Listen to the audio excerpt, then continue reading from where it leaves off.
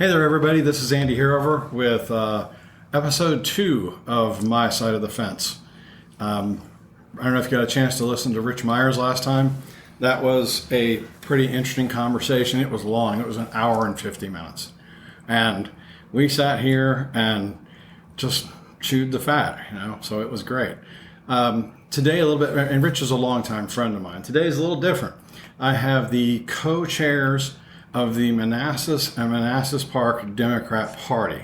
Is that right? City's Democratic Committee. Both, right? Yes. City and Park. Manassas and Manassas Park City's Democratic Committee. All right. MMPCDC. All right, I stand corrected. That's okay. Can you guys go ahead and introduce yourselves? Sure. I'm Gretchen Almstead. Do you want us to say something about ourselves? Or Yeah. This is... Okay, so I raised in Fairfax County near Mount Vernon. Went through Fairfax County schools, went to Radford eons ago. Have had lots and lots of jobs. One of which is not too far from here. Are you retired? I am retired. I retired in 2013. Oh, wow. What was your last job? I was a technical assistant quality assurance specialist for Prevent Child Abuse Virginia. Oh, cool.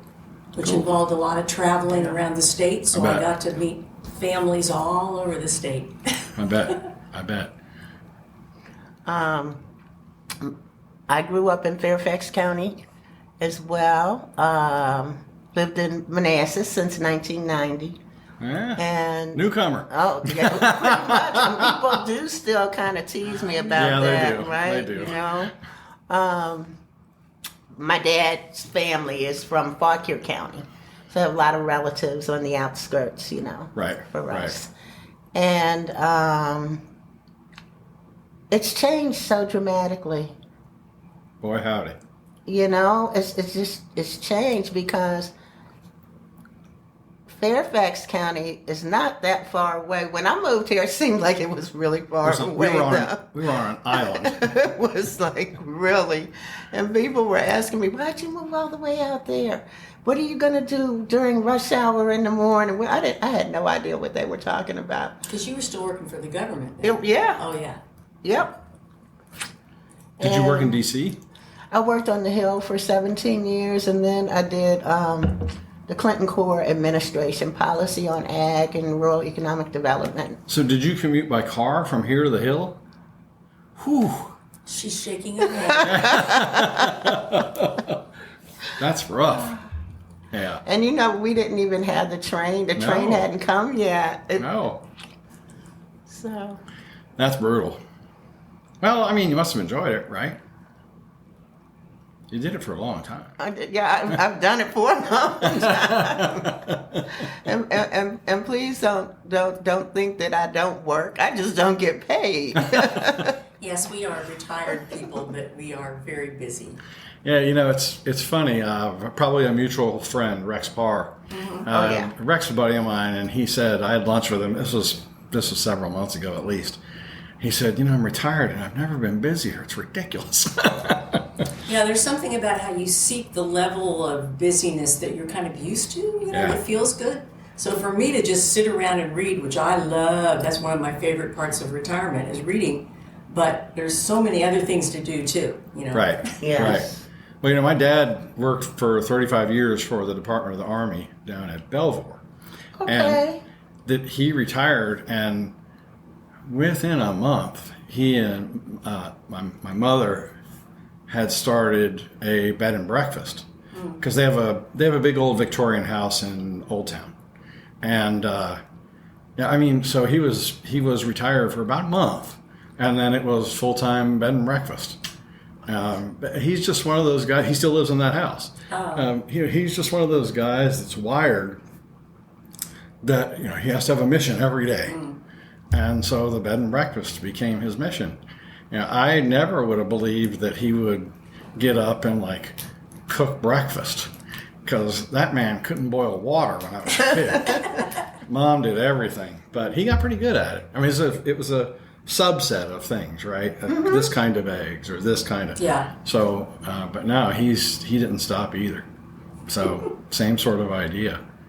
Well, my mother worked for the civil service I was one of those people that was raised by a mother who went back to work when I was 6 weeks old.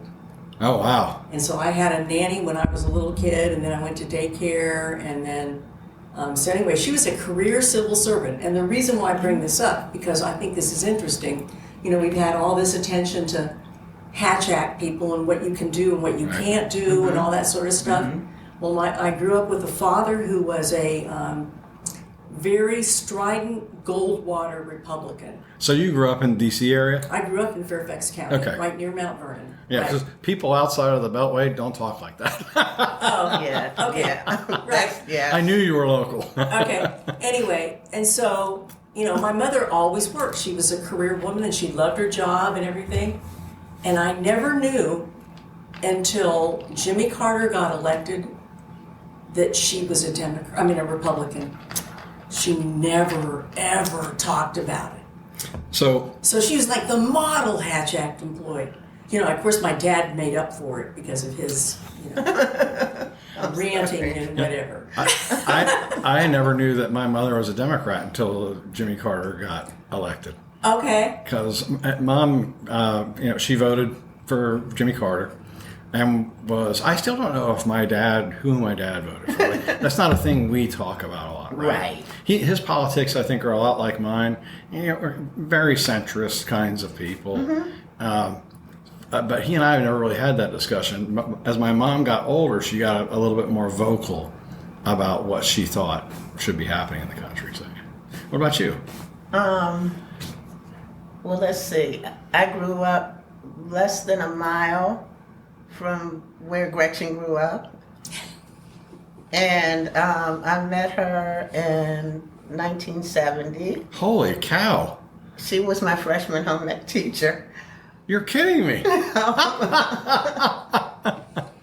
It was the 1 year I taught in Fairfax County. Did she get good 1 grades? year. Oh, yeah. Yeah. I remember when we realized who we were actually working on voter registration when they had the anti-gun rally, the sub site, right? When we were on Sudley. Sudley, yeah. And interestingly, we're talking about where did you go to school and where's this, and she did a smile. And the smile that she cracked was the same smile that I remembered from being a freshman in high school. Wow. That's amazing. And there was just something that always drew me to her. I was always attracted, So did you guys, after you finished taking her class, did you stay in touch? No. Oh, so you sort of went your different ways. Oh, yeah. Yeah, she got relocated. My husband was in the Army. We ended up in Oklahoma. That's another whole story. I lived in rural Oklahoma for 10 years, which really broadened my worldview. I bet it did. And anyway, and so meanwhile, when she looked at me and she said, she said, "I know who you are," and that day, and she called me my first married name because I was married for 2 years way back in that. And I looked at her and I said, "Nobody's called me that since 1973." That is wild. So it really is. And it's funny, I had not exactly the same sort of thing, but I had in high school, I had an English teacher named Mrs. Shaw. And Mrs. Shaw was tough as nails. And I wrote a column for the local paper for a number of years. And she wrote a letter to the paper one time, kind of like critiquing my writing style. Oh, great. And then I stopped by my parents' house one day, just out of the blue. And I walked in the door and my jaw hit the floor. There was Miss Shaw right there. And, she could put me in my place about as well as my mother could. She was tough as nails. But yeah, it's interesting how that all happens. So, and Cheryl lived in other places. Where did you live? didn't just live in Mount Vernon area. No, not just Mount Vernon area. Well, my dad was military and State Department. Right. So moved around a lot. Yeah. Yeah. Including Thailand. Lived there for 2 years. That's cool. How old were you when you lived in Thailand? From 11 to 13. Oh, so you were old enough to like know what was going Oh, on. yeah. Yeah. My Yeah. mother passed away while we were there. Oh no. And my dad didn't want us to, my younger brother, 3 years my junior, he wasn't ready for us to be separated from him and come stay with my grandparents. Yeah. So we went back for another year. Oh. And then, Huh. That's remarkable. So it was a small world. Yeah. it Yeah. really, Yeah. I mean, it's always wild. I have, within the last year, had the experience of someone doing the same sort of thing. We're like, hey, are you Andy Harover? And I'm like, what? Who's asking? Yeah, it was a high school mate of mine. So that's a little strange sometimes. So you grew up in Manassas, right? I grew up in Manassas. My dad grew up in Manassas, and his dad grew up not in Manassas, but not too far away. Right. There's not very many.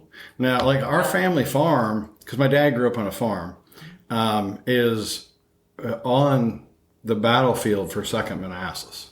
Oh. There's a part of the Battle of Second Manassas called Deep Cut. Is an unfinished railroad cut. It is across the street from my grandparents' house. And the only reason we still own it is because in the 70s, the Parks Department, or whatever they were called back then, tried to take the family farm to make it part of the battlefield. And, my grandparents still lived there. It was their property. And so they entered into an agreement with the government that they would not sell it and develop it. And it still looks pretty much like it was when I was a kid.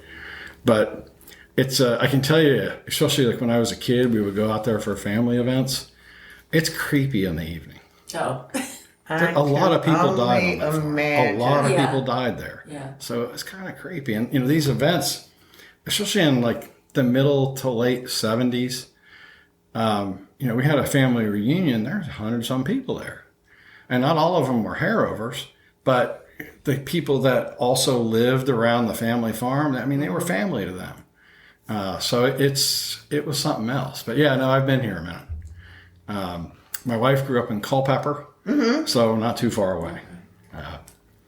Yeah, well, I moved here in December 23rd, 1986.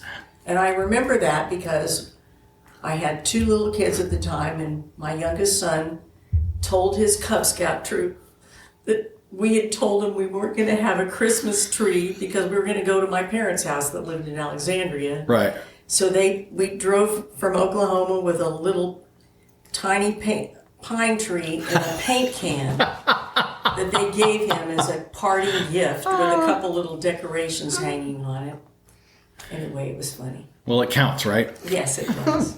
And when we moved here, just to kind of the backstory, we had been living in rural Oklahoma for 10 years, and when my husband got several job offers around Northern Virginia and Maryland and everything, he thought Manassas was the most rural place that we would have the easiest time adjusting to.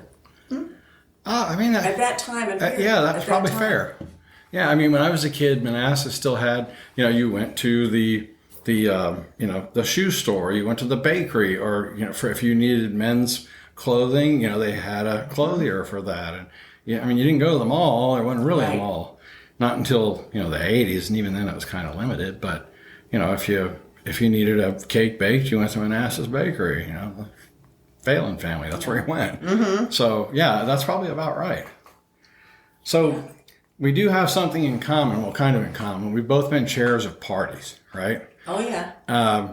I was in, like we were chatting before, I was in office for a couple of terms before, like, politics. I'll say this, and I think people will understand. Before politics were very important, when I was in office, it was interpersonal politics, right? There wasn't really party. It was like, hey, can I talk to you and get your vote on this thing? And about the time I bounced out of that, the Democrat Party, in that time frame, experienced kind of a renaissance. And then I was the Republican chair for a couple of terms, but they were, I don't want to say they were meaningless, but it was during COVID. So, we weren't having meetings. That wasn't a thing. Right. But you did them did you not do them on Zoom or anything? I did a couple, like when it first started, I just said, we're not doing this. And then after a while, we had some in Zoom. The district meetings, Yeah. those were on Zoom. But we didn't really have a lot of attendance in the Zoom meetings. So it wasn't a job that I enjoyed, and I offered to resign several times. Did you have to find your replacement or anything? No, I did not. I said, this is it. I'm not running for office. Whoever you're going to take is just going to have to go. So tell me about like your experience with the Democrat Party. Has it been, I mean, it sounds kind of weird, but has it been like what you expected? How long have you been doing it? Well, okay, so we both joined the Manassas and Manassas Park City's Democratic Committee 2015, 2016, in that range. And Cheryl quickly rose to the role of co-chair. Power hungry. So she has done it 2 more years than I. And then we've been doing it together for the last 3.5 years. I started as the, Patricia Ritchie Folks. Yeah. Wonderful woman. She's a nice lady. Dwight and I, my husband and I, had gone over to the, what's the name of the restaurant? Where do we have lunch? Like City Tavern? Yes, thank you. I can never remember the name of City Tavern. Okay. You know how to get there. I know how to get there, don't know. And he and I like trivia. Well, it just so happens that she was having a fundraiser that night in her bid for running for treasurer. You know, Right. she had run for other things Right. before. And I met everybody that night. I wanted to go play the trivia game because they were someplace else. Right? And so Gina comes. I meet Gina. Gina Parr. And Oh, right. I'm going to tell you, we have some very responsible Democrats. Question: Do you live in Manassas? Do I? No, this was her. Oh, is that And right? I was asking, Oh. can we get up in the corner and play trivia? You know. Right. And she's like, do you live in Manassas? Yes. She turns around and walks away because I'm asking, is it okay for us to come? And she comes back and says, do you vote? So this is how, forming my first relationships with members of our committee and, Sure. new friends and, yeah. Sure. So I had not met Pat before, but I had, done research on her and voted for her. So she came out front and says, come on back here with everybody. I met Pam and Rex and EJ and The whole crew. yeah, the whole crew. Yeah, I grew up with Pam. Yeah. I've known Pam since I was about 12. Wow. But it's, it's all about the people. Yeah. And then you became outreach chair, I became outreach chair. And which then- involves the booths at all the different festivals. Oh, right, and right. National Night Out. And all And those I different had to things. have Gretchen. I mean, there was just something about this woman, what can I say? That I did. I don't know. There was something about you. So then I did outreach. So did you come into the party after her? We or about the same were around time? It was right around the time. same time. Same time? Okay. And so you did the same, you did outreach and stuff like that. And Yeah. what is that, is this job that you have now, is it kind of what you expected? It's probably a lot more than I lot expected. more. Is it? Yeah. A lot Yeah. more. I mean, so not only do we have a city of Manassas, but we have Manassas Park too. Right. So there's 2 whole structures. There's 2 whole electoral boards. Right. Now in Manassas Park, I know nothing. I have local politics. I try and stay up on kind of like what the facts are, but the politics I don't really stay up much on. Is there much of a Republican Party in the park? Their Republican Party has just in the last 6 months, maybe, merged with the Prince William County Oh, okay. Manassas Park Republican Party because they didn't have an organization It was Right. very active for a period of time. Yeah, when I was the chair of the city party, there were rumblings about them merging with us, but it just, for whatever reason, never happened. But yeah, you're right. I was fortunate when I was the chair. I had a very active operations guy, 2 or 3 of them, and they were fabulous. They worked their tails off. It made my job a lot easier. Yeah. Yeah, well, we are really lucky to have several people, I mean, including past chairs and other people helping with various different components, for our leadership team. And it's clearly more than one person can do. Like, I can't even imagine one person trying to do what we do. I mean, because for the 2 of us, it's so much. And I have to laugh. And, that wasn't contrived. That was really laughter coming out just now. Yeah, it's a lot. Yeah, and we have some different skills and different tolerances, whatever you want to call it. Yeah. So it's worked out, it's worked out well for us. And we also collaborate a lot and, bounce things off. Like, this is what I think. What do you think? Because, right now, we're not speaking for the whole committee. We're just speaking for ourselves. Yeah. Right. Right. We'll sound it out together. Yeah, this is just a conversation. Yeah. It's Right. I mean, you guys obviously know what's going on, so it's an informed conversation, which is the idea of having you guys on here. Because we don't have a local paper anymore, right? Right. So this is an attempt to. I mean, the online guys try, but they have a lot of territory to cover. Mm-hmm. So it's just an attempt to get some information out. That's all. So how like in the Republican Party, and again, this information is at least several years old. Before COVID, the chair really didn't get involved in the politics of it. Right? Mm-hmm. So if you have 5 people running for 3 jobs, the chair basically is allergic to being involved in that discussion, right? That was always a tough job for me. Because, you have people approach you directly and I want your endorsement and I want stuff like this. And you're like, look, I can't do that. You guys struggle with that at all? Well, I mean, we have people that come to us that are interested in, we put out a call for candidates and all of that open disclosure, transparency stuff. And we have people that we interview that are interested in running. And we pretty much give all these resources to people and tell them what we as a committee can do.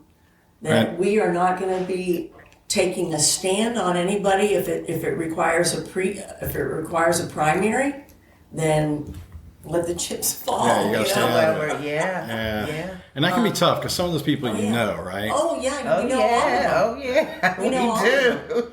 And they all have different strengths and energies and talents and understandings and appreciation and knowledge of the city and all that kind of thing. Right. They're all individuals. It's worked well.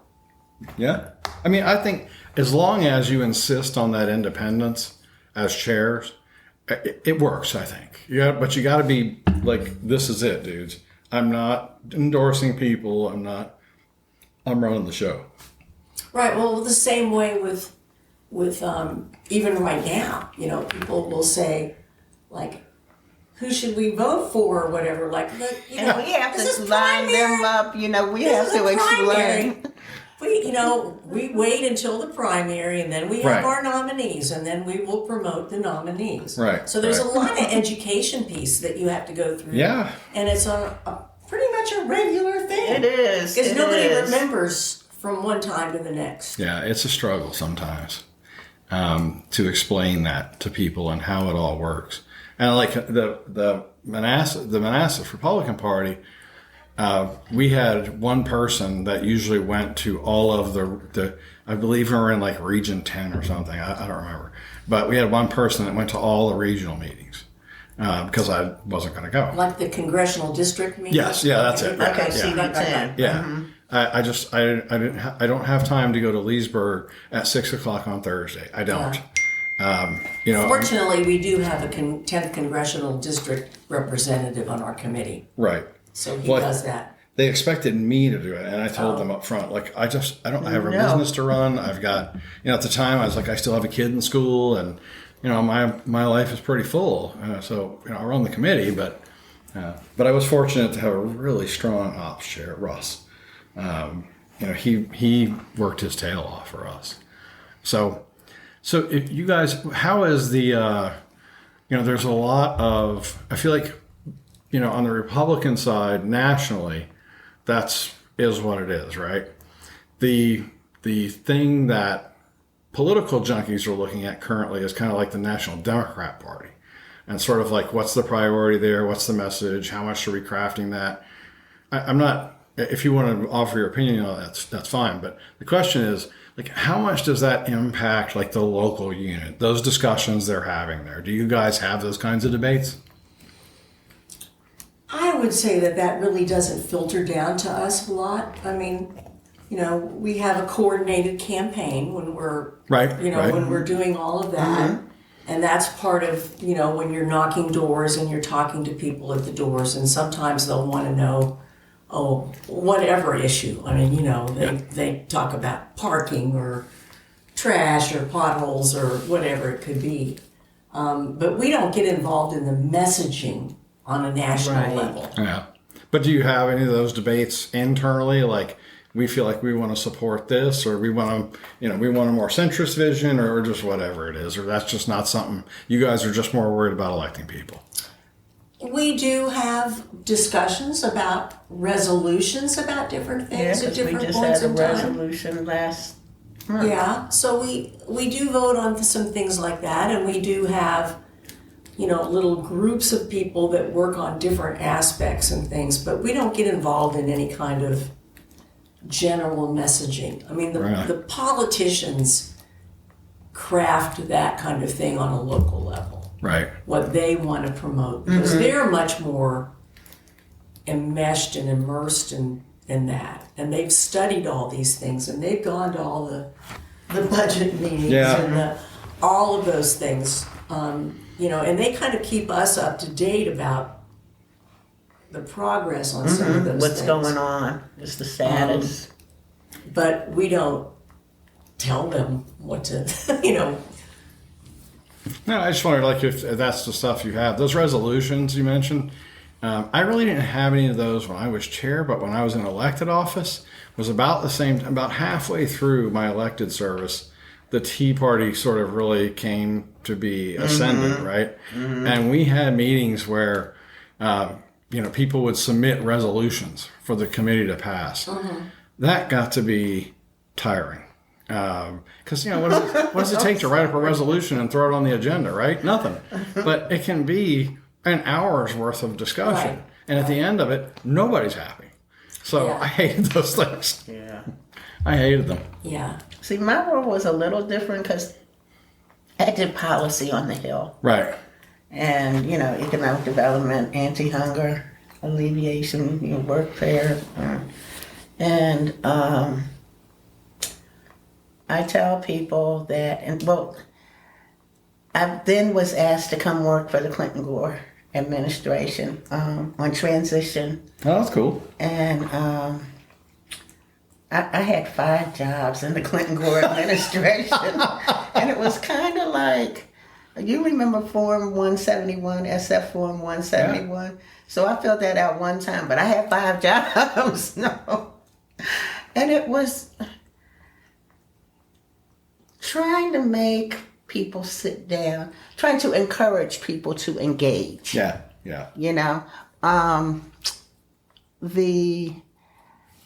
Whenever I'm sitting on a deck or porch, in moments of lucidity, I will remember Newt Gingrich and Maxine Waters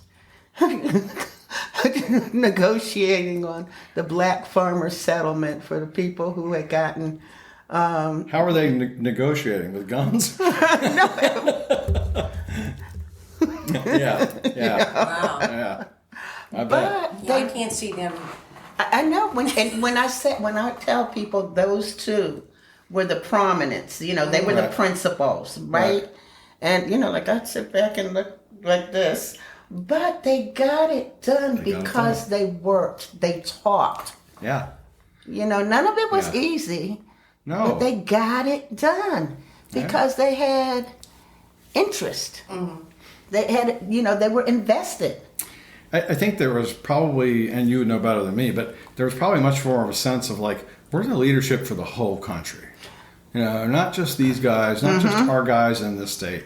We're the leadership of the entire country, and we have to come to some sort of conclusion. Now, I realize that some of these guys would vote certain ways just because the district they represent, has no interest in farm policy, and they see it as a waste of money, or, whatever the issue is. But I think there was much more of a sense back in those days that, like, we're the leaders of the whole country, right? Yes. Not just one little piece. We do have to represent our people. But, once you're up here in Congress, that's a thing, I feel like. There's famous stories about Tip O'Neill and Ronald Reagan having a drink after work, right? Mm-hmm. I think that helped a lot. That used to be very commonplace. I bet. Most all of the older, that's another whole subject. The octogenarians and roles of political power that I keep saying, let's pass it on to some of the younger people. I'm with you. And then you would have people who, okay, so we did have a period of time when there were the stars. So there was Fred Grandy, who was Gopher on the Love Boat. Right. And there was Sonny, from Sonny and Cher. Sonny Bono. And then the guy from Tennessee. Fred Barnes? What was his last name? It was Fred Barnes. He's a famous actor. Yes, and he's I know what he looks like. Yeah, I can see his he face. played in a couple of Tom Clancy movies, I think. Yeah, he was a really fantastic. good elected official. No, senator, right? Yeah. He was really good. Yeah. But then having the opportunity to capture and engage people of differing parties, because I was working on microenterprise credit, something from Bangladesh, the Grameen Bank, and it worked for Dr. Eunice. And when I was at the Hunger Committee, we had an international and a domestic focus committees, and learning from my counterparts on international, trying to find what can we do that's cheap but really effective. Right. So the Democrats didn't even want to help me. I went to Fred Grandy. Really? Yeah. You know this story. And it was, in Iowa, his community action program had some funds that they were doing, circulating loans, the revolving loan fund. Right. And so, he's like, hey, yeah. It's surprising sometimes who the people that come together to make things happen. It can be from almost anywhere in the political spectrum. And you see that. I think, what was it? The immigration bill that failed, I guess it was late in the Biden presidency. I think it was sponsored in the Senate by two people who were on very different sides of the aisle. So it's weird when you see that, but it always encourages me, that they'll work together and make good things happen, right? But right, and they often say this is not a perfect bill, but it's better than what we have, and we're going to do this, and then we'll make it better the next time. Well, it's the perfect bill is one that leaves everybody at least a little bit angry, right? I mean, that's the way it works. That's the way it's supposed to go. When I was on city council, that's how I did it. We built a Baldwin School. We had to cut off 2 staff positions from the city budget to satisfy the more conservative guys, so I could get the money in the budget to build the school. They weren't happy about it. I wasn't happy about it. Like, those were positions that I felt like the city needed, but we needed a school more. Right. So, so you got to just kind of grin and bear it. It's the way it gets done. No one ever wants to see that part. It's almost like there should be preparation for budgets and, and only because people need to be reminded that, what's the whole purpose behind what we're doing. And everybody should know we're not going to get what we want. No. No. No. So that whole process of recognizing and accepting is critical. It is. And, the leadership, whether they, not just here in Manassas, I have a second place down in Colonial Beach. And I was there for about a month, and the previous mayor was trying to get me to run for office. And I said, no. First of all, I don't live here, okay? I'm here like 2 days a week, most weeks. That's it. But it's the same down there. But, it's crucial that the leadership in whatever institution is trying to get the people to that point, right? Mm-hmm. Communications and saying like, look, we need to kind of swallow hard on this side of the budget over here because we really need to rebuild this elementary school, or maybe it's a hybrid school of some sort. And we did it. And like I said, half the people are unhappy about this and half the people are unhappy about that. It's perfect. Things are more complicated than they appear to some people. Yeah. Well, it's a phrase that gets me in a lot of hot water, but when you don't know how anything works, everything's a conspiracy. Oh. That does not make my friends on I can understand that. The right very happy. Well, I shouldn't say on the right. It does not make my friends of whatever stripe who are conspiracy theorists happy, because some of those folks that I talk to are not on the right, and they have their own conspiracy theories. And I kind of take a middle road, and I try and figure out what's happening first, right? I don't know that it's that there's any easy answers there, but it is interesting. Mm-hmm. So, yeah, the Colonial Beach government is about 25 years behind Manassas. They don't really have a political parties. Really? No, not really. I think most of them probably center-left people. There's a couple of newly elected guys who are center-right people. But, it's surrounded by Westmoreland County, which I don't know how far for Trump Westmoreland went, but it was significant. It was a very dear friend of mine had a cottage down in Coles Point. Mm-hmm. And I used to go down all the time. And I remember when we were going down and the changes and the signs and it was definitely a revision in the way things had been, just like, what are these people? No. Well, there's on the way down there, it's probably about 10 miles outside of Colonial Beach. There's a gun store. The gun store sells more Trump stuff than it does guns. It's hilarious. I've enjoyed meeting people down there though, because they're just, most of them are, they're just people trying to get by. Yeah. And when you sit down and you have a beer with them, you agree on a lot more than you disagree. That's true of most of the people that I've ever met. Because we all share a lot of the same concerns, right? Well, and Cheryl and I have talked about this a lot. Between us, how many hundreds of hours of poll greeting have we done? We've done a lot of poll greeting. Either at our precincts or at early voting. And anyway, so a lot of stuff. And most of the time, our conversations with our Republican counterpart out there, we're just saying, would you like a sample Democratic ballot? That's it. We've got our posters. We're pretty obvious. Yeah, we're There's no pretty mysteries obvious, there. right? People, and we sometimes we'll have our committee shirts on, but it's pretty darn conspicuous, and we have blue paper and they have pink paper or whatever. Right. So we've had a lot of really good conversations with people because, I've lived here for 35 years. Somebody else has lived here for 35 years, and what changes we've seen.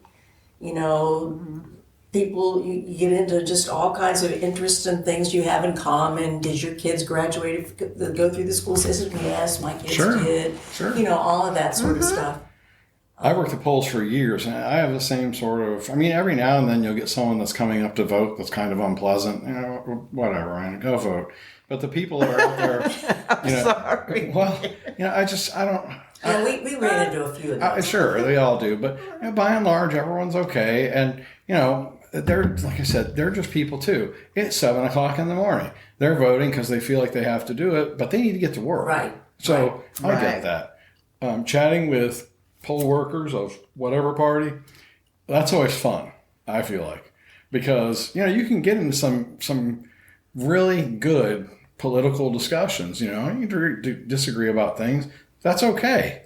But you can't take it personally. But it's a lot of fun to chat with them because, you know, it's 7 o'clock. It's freezing cold. Here I am with a little thing of Dunkin' Donuts coffee and a sign. An umbrella. Our umbrella. That's a special, nice little Oh, touch. Lord. Those were horrible. And your hands are frozen, and you can hardly get your ballot out to hand it to them. And no matter what you do, your feet get wet and you're Yeah. freezing. And yeah. But a lot of people thank you for doing it. They do. They do. You know, I used to be one of those people that hated to walk by people like that. I'd like to circumvent it, go Right. around behind them. I didn't want to see those people, but now I'm one of them. Right. Full circle, as it were. Yeah. Yeah, no, I did that for, I don't know, a good 10 years. And finally I told them, like, look, man, I'm out of this whole thing. But I did enjoy it, if the weather was nice, especially. It wasn't so bad. I mean, when I ran for office, the elections were in May. Yeah. So we had very few people voting. So a lot of the day was just kind of standing around waiting for someone Which to show is up. what it would be like right now during the Democratic primary. Yeah. Is there not much action in the Democrat Well, primary? there's actually, they said, you know, one of the things we have to do is that every Monday night at 8 o'clock is a statewide chairs call. Okay. So, So we, you know, they were talking about how they had a pretty high turnout. It doesn't feel like it. Right. Because so many people are still saying, like, I don't know who to vote for. You know, they've read everything, they've seen interviews, and like, I still don't know who to vote for. You know. So is your primary going on right now? Yes. Oh, I is voted last week. Oh, did you? Yeah. And it's like, is it like next to City Hall? Well, you can Susan early voting office. at the registrar's office, right? Either of them, but then the actual day, June 17th, Okay. they're going to go to the polls, all the polls. So, and that's primarily statewide for you guys, for everybody, right? Those are statewide primaries. Yes, Yeah. Okay. yes. There's nobody local on that ballot. Right. It's just Attorney General and Lieutenant Governor. Because you have a bunch of people running for like LG, don't you? We have 6, I Right, think it is, right. 6. which is, you know, less than last year when we had 10 or Oh, my 11 God, people yeah, running it for was 10th awful. Congressional District. Oh, really? Oh, yeah, that was, Oh, wow. that was really hard.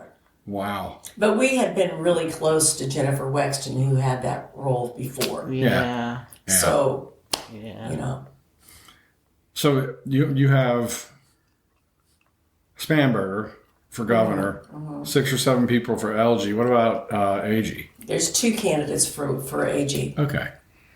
So, yeah, all right. Well, I guess the Republicans, they're pretty well set, aren't they?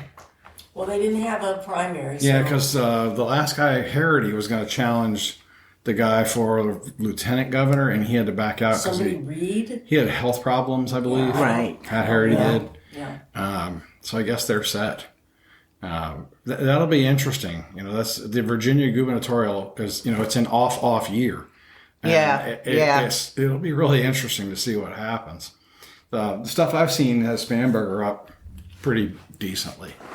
I mean, she did a lot of work to try and identify herself as, you know, a centrist sort of candidate. I mean, that's how I've read it anyways.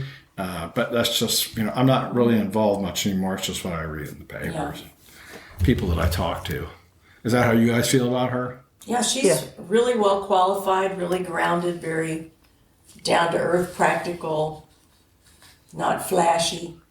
I wouldn't say she's real charismatic or any of that kind of stuff. No. She's No, just me neither. She's just can do the job. Yeah. You know, Yeah. she's very, very knowledgeable and experienced in Congress, and you know. I hope we have decent turnout, you know. I hate those elections where you get weird results because 18 people voted or something. You know, those are Yeah, well, that's one of the parts of the education that people still don't see. What do you mean we're having an election this year? Didn't we just have one? It's like we have to go through that every time. Yes, and Tim Kaine's line is that Virginians love to vote so much that we do it every year. Every year. It does seem a bit much. Only in Virginia do you have the phrase where like, well, it's an off it's an off year. No. It's an off year. Right. It's complicated. Yeah. So how do you feel about that election? Optimistic? I am, yeah. Yeah. I am. You think so? Yeah, I think the Republicans have kind of stumbled out of the gate a little bit. Again, I don't. Most of this is covered, I feel like, in like the Richmond Times-Dispatch, and I don't pay for that. I pay for it. It's, like your original statement was, there's no local journalism or whatever. I just support that and the New York Times. I mean, just a few sources like that, but. Yeah, no, I'm down to the New York Times, Washington Post, and the Wall Street Journal. I like out of all of them. I mean, the New York Times has an incredible cooking section. I'm a big food nerd. And I am hooked on those, the Wordle and the spelling bee and the connections and all of that All stuff. the games That's all things, part yeah. of my morning routine. I like Wirecutter. Oh yeah, Wirecutter's cool. What's Wirecutter? It's how would you describe it? Like a consumer review sort of it's like function? a consumer report of the best whatever it is. But they'll be like, well, what are the best headphones? And they'll go, they'll review 20 of them. And they'll give you 5. Like, these are the 5 best. And this one's the best, but also the cheapest. And this was the best and maybe the most expensive. And they vacuum cleaners. I mean, you name it. They cover it. Wirecutter's fabulous. And then the food section is just the best on the internet. Wall Street Journal, I like. I don't read a lot of opinion pages. I already know what these guys are going to say, right? Are you tired of pundits? 100%. And then the Wall Street Journal, just because, it's more of a business take on things, and I like that. It's interesting to me how their editorial, so on the right-hand side, it'll have like little clips from the opinion pages, and it'll be like, here's why the Republicans are screwing everything up. And it's like, the Wall Street Journal is kind of a right-leaning thing. So it's always interesting to see their take on it. Right. Well, my son turned me on to something called All Sides. Yes. Have you read that? I have not, but... So it'll take the same story, and, I mean, headlines are often very inflammatory and misleading. Yeah. But it'll say, New York Times leans left or whatever, and then it'll have Washington Times, I don't know what they call it, lean right or strong right or whatever it is, but they'll have that kind of stuff about the same story, the same topic, and they'll have, just a paragraph. I don't read the whole thing. Right. But you can see that sometimes there's a real difference in the slant. And sometimes it's not that different. Sometimes it's not. But you're right about headlines. Sometimes headlines frequently make me cringe because, such and such slams somebody, and you look at the article and you're like, well, I don't know, I feel like they're having a disagreement, not a fist fight. Right, that wasn't a slam. No one's in danger of dying. Right. That was a little extreme. But there's a lot of that. When you there's so much, you can call it mainstream media or whatever you want, but there's also a ton of just bespoke journalism out there that's written and designed to appeal to these people or those people, right? And that's a problem. It's easy if you're gifted at this. It's easy to create misleading headlines. You get the core of the story right, but everything else around it is just BS. It's bad. My son-in-law turned me on to an app that will tell you for an individual article, it'll assess the article and say like leans 5.D or leans 5.0. Oh, really? Yeah. Okay. Yeah, it's pretty interesting. It is. And I'm sure they use AI. Everybody uses AI for everything. Allegedly. Yeah, I it's don't. getting that I way. don't like it. You don't like AI? No. But I don't have to do anything. I mean, my working days are over. So this is one of the things that we have appreciated because, like I'm 76 and Cheryl's much younger than me.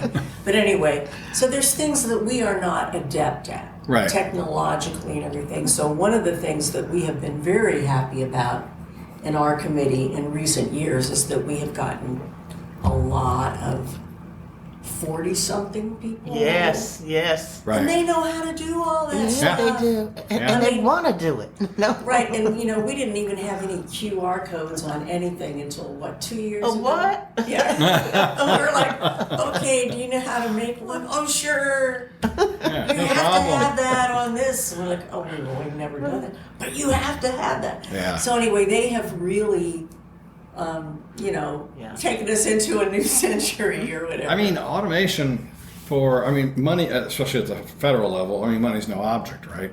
For either party. And, that level of automation, it's available. It's all available for sale. So, I'm not saying that's good, bad, it is the way it is, right? You can spend some bucks and reach, millions of people, and you can craft that message to you. It's the level of automation is astonishing. When you can spend that kind of money, a lot of things are possible, right? It is. Last year, they had the conference in Washington, and it was 32 and 33 for Rotary. This is Rotary, and they had a very, very informative presenter on AI, and it made me unscrunch. I could sit back in my chair and relax a little bit because I Right. was understanding what he was talking about. It's AI is something else. It's something that I run a tech company, and we do a lot of stuff with AI, and I do some seminars on it. And people, the number one question I get is is AI gonna take over the world and kill everybody? or take all of our jobs away. Or take all our, Yeah. and the answer is maybe. Yeah, we don't know. There's still a big debate in the tech community about, does AI really think? There's a woman, I don't remember her name off the top of my head, who wrote a fantastic piece for the Wall Street Journal, and her area of research is exactly what we were talking about earlier. Is AI really thinking? Is that what it's doing? Or has it just ingested so much data that it can just analyze patterns and stuff like that? And, one of the most interesting parts of that is there was an interview with one of the guys who helped create one of the big artificial intelligence, the large language models, right? And they were interviewing him, and he said, well, I look at the decisions that the model makes, and I don't understand why it makes those decisions. And that bothers me a little. I feel like, we should, if we created it, we should kind of be able to understand why it's doing what it's doing, but that's not the case. So, the future's, I don't know that I agree with the people who say it's going to take over everything and we're all just going to be plugged in like the Matrix, right? I don't feel like that's a thing in the next, several years, but it could be. It could Yeah, think of all the stuff that's changed in our lifetime. be. Yeah. Yeah. It's really hard to know. Oh no, Hal still scares me. Open the door. Yeah. Yeah. What are you doing? Yeah. Get Well, away young- from there. Younger people don't even know what you're talking about. I That's okay. know. So I feel so learned, Yeah, yeah. Well, in the city, so much has changed. These data centers that are going up across the other side of Route 28. I had an office over there in what used to be one of those two-story brown IBM buildings. That was probably 2005. And all the rest, it was just woods Yeah. there. And, they're all gone. And it's data centers. And it's just, good, bad, and different. It's wild how much it's changed. I rode my bike onto the top of that bridge that goes over the railroad tracks just to look off of it. And I was like, I don't even recognize this place. Well, I don't recognize. I'm famous for like what used to be here when they put in a new something, whatever it is. Like I can't remember what it used to look like. be. Even though I probably went by that 100 times, I still, I'm confused about how they rerouted the road or the overpass or whatever. Yeah. Yeah, it's wild. I mean, people will be like when you were a kid, what was here? And I was like, well, this is where teenagers came to make bad decisions. Well, that's like Manassas Avenue Shopping Center. 100%. Yes, I remember that. Yeah, it's amazing. Of course, that's up for the city has bought at least part of that now, and they're going to talking about redeveloping it. Yeah, I went to one of the community conversations that they had about that. That was really interesting. It's I'm not wild about the city buying private property like that, but what's done is done. They're decision makers, not Andy. No one cares what I think. I would not want to be a part of that, of having to make that decision. That's going to be really, really tough public policy work, right? Well, we're going to do this. Well, more than half of the people are going to initially hate it because it's different. Right. Because it's different. The use doesn't matter. It's just different. I want that store. It's always been there, and I want it. So those are always tough. When I was in office, we had the same sort of thing. Just because it's different, people hate it. Yeah, and a lot of people are upset about losing the old town inn, and other people are thrilled that it's gone. I'm in the latter crowd, but again, this is just a difference of way that I would operate. I sure would love I'll take a couple steps back. I supported the idea of buying it. Did we overpay for it? Well, we overpaid for the dirt, but we had to buy the guy's business, right? He wasn't just going to this business is making money, I'm just going to walk away from it. I mean, nobody does that.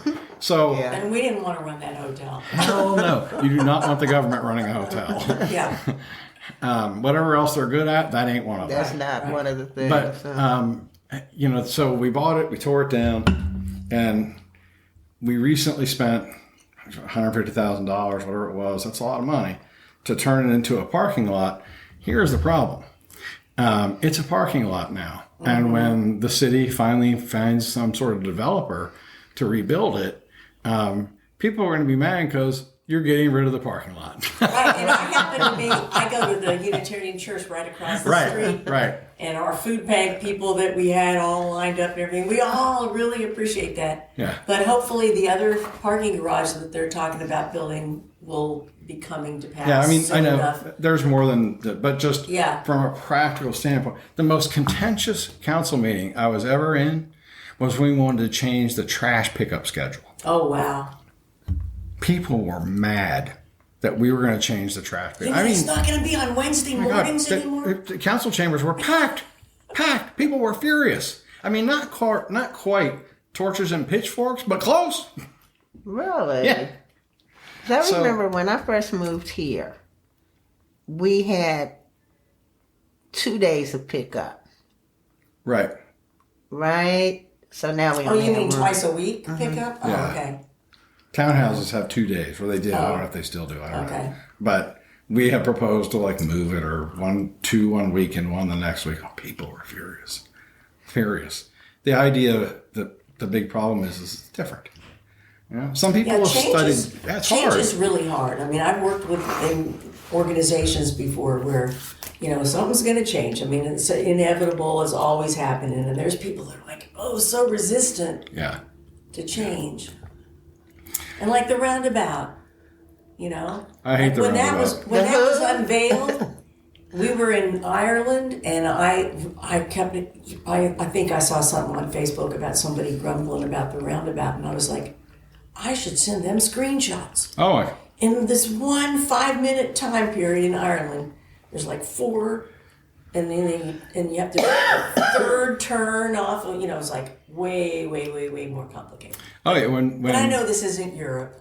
Well, no, it's not. I mean, when we were in Ireland and Scotland, I mean, there are roundabouts everywhere. Yeah. And I mean, the circle around the Arc de Triomphe in Paris is a roundabout. Yeah. Now, it does have stoplights, but it's a roundabout. Yeah. I think a lot of people don't love the first Manassas roundabout because they feel like, and I feel like this, that the construction is kind of off. It's very tight. Yeah. And, emergency vehicles have to drive over the damn thing. Mm-hmm.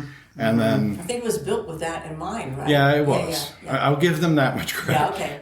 And then the lanes, they tried to replicate Grant Avenue, but the lanes south of the railroad are one lane only. Mm-hmm. And, you get a red light, cars jammed up, and you have an ambulance or something trying to get through there. It's just not happening. I support the idea. I just wish it was more like the north part of Grant, which is like a lane and a half, which you pull over, a rescue squad can get around you. So, but I mean, again, there's a lot fewer people going through that red light that was on Bird, and well, yeah, I saw a the whole first. bunch of people go through red lights there. yeah. It was like, oh my gosh.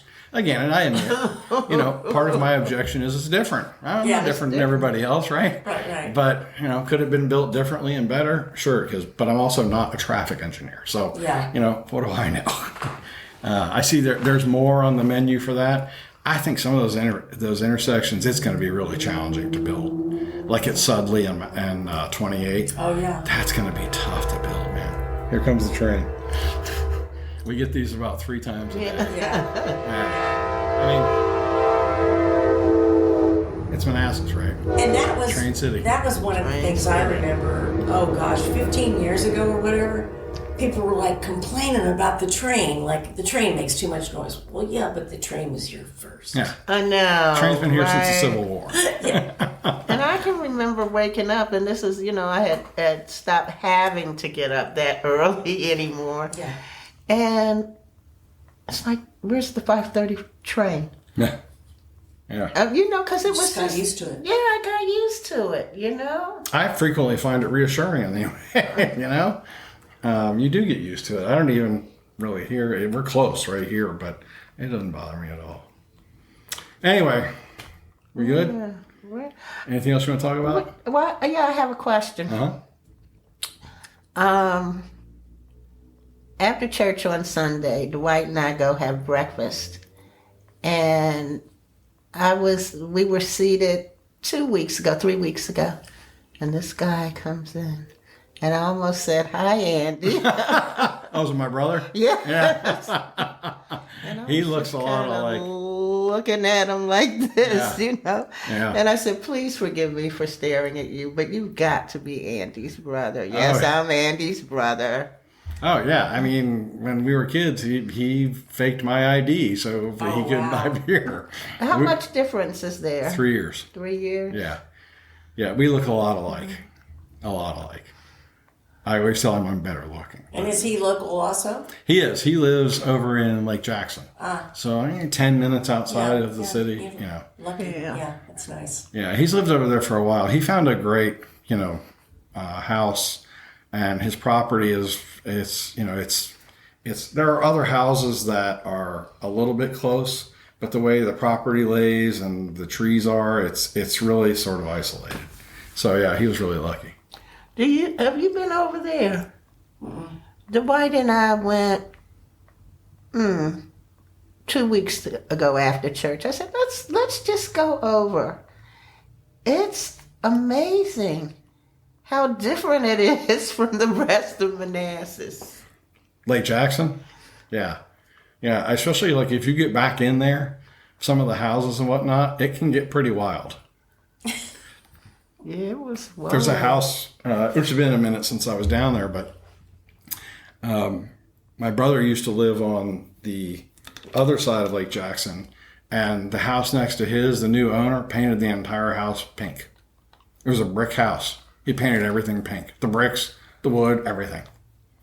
And I drove past I that. guess I there was must not be any homeowners like, association. no, there's rules. nothing out there. And I asked my brother about it. He's like, yeah, I don't know. They moved in and painted it pink. And I was like, oh, okay. I mean, I don't know what to do about that. Nothing. What are you going to do move. about that, right? You wait for the trees to fill out so you can't see it as easy. Put our house up for sale and get out of there. Anything else? We good, guys? I think We're good. All right, cool. We can't, we're not connoisseurs of wine to the extent that you and With your Rich. glass. Yeah, I was like thinking you were talking cute. about the Cattlemen's Association, and that reminded me of when I was an extension agent and I had to help watch from Fairfax County. No concept of this, but since I was the director, I had to be the person that would witness the cows' nose prints when they got the tags to be official and everything, to be entered into the fairs and all that stuff. And anyway, so I was just like, we talked about a bunch of stuff that it's like, I don't know anything about that. I don't make it to the cattlemen very often. In the summer, we go down to the river. I go there in the fall and the winter sometimes. Sometimes they'll have like an impromptu gathering at Rich's house, and I make some of those, but work lately is it's a lot. We've got a lot going on. So yeah, no, cattleman that's pretty cool. It's an interesting group of people. They're all over the place, man. Yeah. I mean, it's like all over the minute, place. You're cattleman. Yeah. You always smile at me. You're cattleman. No. I think more than politics. That's just a group of guys that enjoy being together. Yeah. Yeah, that's all it is. Politics gets into it occasionally, but we don't have these long, in-depth, Trump should have done this or such. That's not we'll debate some of the ideas, right? Because we have a couple of guys who have long experience in the legal field. And sometimes we'll ask them can the president do this? Or, what happens with this thing, this court ruling, Supreme Court ruling, stuff like that. Yeah, long discussions about stuff like that. But when we have discussions about soccer, those are needed. Those are time limited. Oh, okay. You can only talk about soccer for 5 minutes. That's it. And I'm not sure of the origin of that rule, but I think the majority of them don't love soccer. They don't hate it, but they don't follow it. So they're kind of like, you guys can talk about soccer over in the corner. So that's funny. Yeah. I remember when we first moved to Thailand, and my dad was so excited about getting us football tickets. Right. And we went, and it's like, yeah, but football. Football. Football. No. Right. No. Not even close. No, and the rest of the world is wild about soccer. Oh yeah. When we were in, I don't want to think we were probably in Dublin, and outside of the pubs, especially on the game days where the local team was playing, they'll have a sign out front that says no jerseys. Because the people get in fights because they want to support their local team or whatever. And I didn't understand that. I asked somebody, and they're like, because we want people to come in and have a good time, but we don't need to have any of the extracurricular. Well, and there's so many fights and alcohol-infused it's a thing. Rampages. And, it's a thing. Yeah. That's a thing. All right, guys. Well, thanks for coming in. Thank you. I enjoyed it. I really did. Thanks a lot.